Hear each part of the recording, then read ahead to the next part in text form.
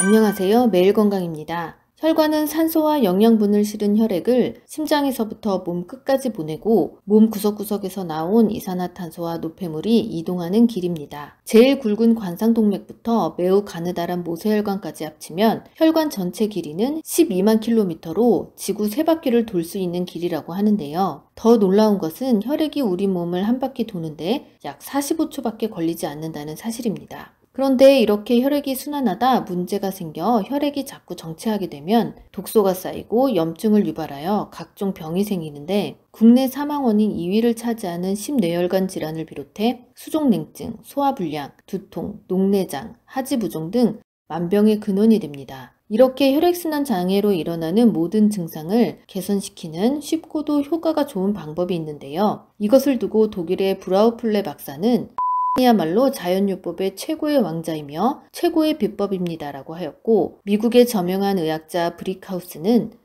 심장 기능을 개선하며 간장병, 신장병, 비장의 장애를 고친다고 하였습니다. 또한 는 외상을 제외한 거의 만병의 위대한 효과가 있으므로 일반 가정에 보급되면 의사나 약이 필요 없게 될 것이라는 말이 있었을 정도인데요. 이렇게 그 효과가 대단한 치료법은 바로 각탕법입니다. 각탕법이 생소하신가요? 족욕이나 반신욕은 잘 알고 계시죠? 발목까지만 담그는 족욕은 효과가 미미하고 반신욕은 욕조를 갖추어야 하고 따뜻한 물도 많이 받아야 하는 등 번거로워서 쉽게 실천하기 힘듭니다. 각탕법은 종아리까지 물에 담그는 방법인데, 종아리는 제2의 심장이라고도 하여 하체에 혈액을 공급하는 것은 물론 몸 전체의 혈액순환에 중요한 역할을 합니다. 따라서 방법은 족욕처럼 간단하지만 거의 반신욕과 같은 효능을 냅니다.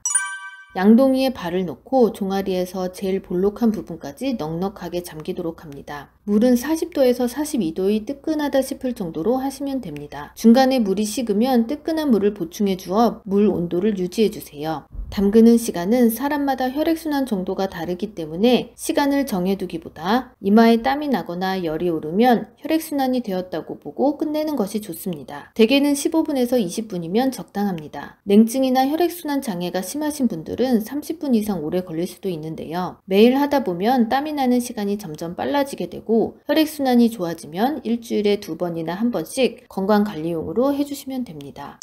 각탕을 할 때 말린 쑥이나 양파 껍질, 생강 끓인 물, 녹차 티백을 넣으면 몸을 더욱 따뜻하게 하고 항산화, 항염증 효과가 있어 효능을 증대시킬 수 있습니다. 또한 향이 좋아 심신 안정에 도움을 주고 긴장이 풀어져 스트레스 해소와 숙면에도 도움을 줍니다.